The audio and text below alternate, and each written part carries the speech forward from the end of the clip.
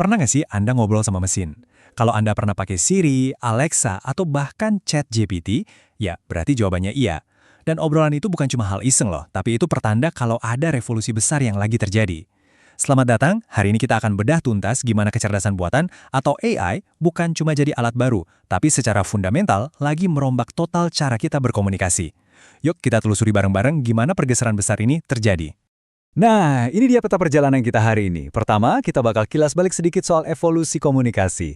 Terus kita masuk ke titik balik utamanya, yaitu interaksi manusia-mesin. Abis itu kita lihat gimana peran kita sebagai komunikator juga ikut berubah. Dan yang terakhir, kita bakal bahas implikasi teori dan tantangan-tantangan etis di baliknya. Oke, siap? Yuk kita mulai. Oke, sebelum kita jauh ngebahas AI, ada satu konsep kunci yang harus kita pegang. Media morfosis. Intinya gini, media baru itu nggak langsung membunuh yang lama. Radio kan nggak mati pas TV muncul. Dan TV juga nggak mati pas internet booming. Mereka semua itu berevolusi, beradaptasi, dan hidup bareng. Konsep ini penting banget, karena AI juga nggak akan menggantikan komunikasi manusia, tapi mentransformasikannya. Coba kita mundur sedikit lihat sejarahnya ya. Dulu banget komunikasi kita itu sifatnya sangat intim, personal, ya, tatap muka, kaya banget sama bahasa tubuh. Terus muncullah era komunikasi massa, zamannya koran, radio, TV, di mana pesannya itu satu arah, dari segelintir sumber ke jutaan orang. Pola komunikasinya lurus banget, siapa ngomong apa, lewat media apa, ke siapa, dan hasilnya apa, sangat terstruktur. Lalu, boom! Internet datang dan mengubah semua aturan main. Kita masuk ke era CMC, atau komunikasi yang dimediasi komputer. Lewat email, chatting, media sosial, kita jadi bisa terhubung dengan siapa aja, di mana aja, secara instan. Tapi, ada yang hilang. Kita kehilangan banyak banget isyarat nonverbal yang bikin komunikasi tatap muka itu punya rasa. Nah, ini dia panggung yang disiapkan untuk babak selanjutnya. Nah, disinilah titik balik paling krusialnya. Kita nggak lagi cuma berkomunikasi lewat teknologi, kayak pas kita kirim email gitu. Sekarang, kita mulai berkomunikasi dengan teknologinya itu sendiri. Inilah pergeseran dari CMC ke HMC, atau Human Machine Communication. Jadi, mesin itu bukan lagi sekedar pipa atau saluran, tapi udah jadi lawan bicara kita. Konsep kuncinya di sini adalah AI itu udah jadi aktor sosial. Artinya, mesin ini sekarang bisa bikin pesan dan menciptakan makna secara mandiri. Waktu Anda minta rekomendasi film dari Netflix atau nanya ke ChatGPT, Anda itu bukan lagi berinteraksi sama kode-kode mati. Anda lagi berinteraksi dengan sebuah entitas yang bisa memahami, memproses, dan merespon layaknya partner.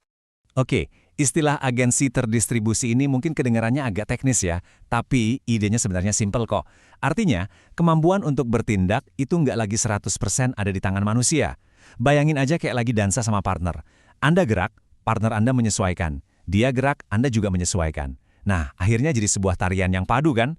Itulah kolaborasi hibrida antara manusia dan mesin, di mana keduanya saling beradaptasi. Terus, apa artinya ini semua buat para profesional di bidang komunikasi? Nah, peran kita itu bergeser. AI bisa banget ngerjain tugas-tugas rutin kayak bikin draft tulisan atau ngeringkas data. Peran kita sebagai manusia jadi naik kelas. Kita jadi validator, editor, dan semacam penjaga gawang akal sehat. Kitalah yang mastiin kalau output dari AI itu akurat, relevan, dan yang paling penting, tetap manusiawi. Biar bisa sukses dan tetap relevan di era baru ini, ada dua skill yang hukumnya wajib dikuasai. Pertama, literasi AI. Anda harus ngerti gimana cara kerja mesin ini, termasuk bias-biasnya. Kedua, dan ini penting banget, adalah prompt engineering. Ini tuh seni sekaligus ilmu untuk merancang instruksi atau prompt yang tepat, supaya AI bisa ngasih hasil persis seperti yang kita mau. Ini bukan lagi pilihan, tapi sebuah keharusan. Jadi gambaran besarnya adalah sebuah kolaborasi yang berpusat pada manusia. Biarin aja AI ngerjain apa yang emang dia jago, ngolah data raksasa, dan ngerjain tugas berulang-ulang. Sementara itu, kita, manusia, fokus sama kekuatan super kita, kreativitas, pemikiran kritis, empati, dan soal kebijaksanaan moral. Ini adalah kemitraan, bukan persaingan. Pergeseran ini tuh saking fundamentalnya, sampai-sampai model komunikasi paling dasar pun harus dirombak total. Dulu kan, sumber atau source pesan itu pasti manusia. Sekarang, mesin bisa jadi sumber pesan otonom. Pesan atau message nggak lagi statis, tapi dinamis dan super personal. Dan yang paling penting, penerima atau receiver bukan lagi audiens yang pasif, tapi sudah jadi partner interaktif. Perubahan ini juga ngejungkir balikin teori klasik kayak agenda setting. Dulu, media-media besar yang nentuin isu apa yang penting buat semua orang.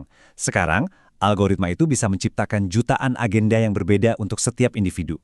Ini menciptakan apa yang disebut salience agency pribadi, di mana apa yang penting buat saya, ya ditentukan oleh AI. Dampaknya, kita jadi gampang banget terkurung di dalam gelembung filter kita masing-masing. Tentu aja, di balik semua kekuatan besar ini, ada tanggung jawab dan resiko yang nggak main-main. Kita bicara soal isu bias dalam algoritma, soal ancaman deepfakes dan disinformasi yang bisa merusak kepercayaan publik, dan pastinya pertanyaan besar soal privasi data kita. Ini bukan buat nakut-nakutin ya, tapi ini adalah tantangan nyata yang harus kita hadapi bareng-bareng secara bijak. Jadi, ini dia poin utamanya. Anggap aja AI itu sebagai penguat kognitif, sebuah alat yang luar biasa canggih untuk memperluas kemampuan kita. Tapi, AI nggak akan bisa dan nggak boleh menggantikan nilai-nilai inti kemanusiaan kita.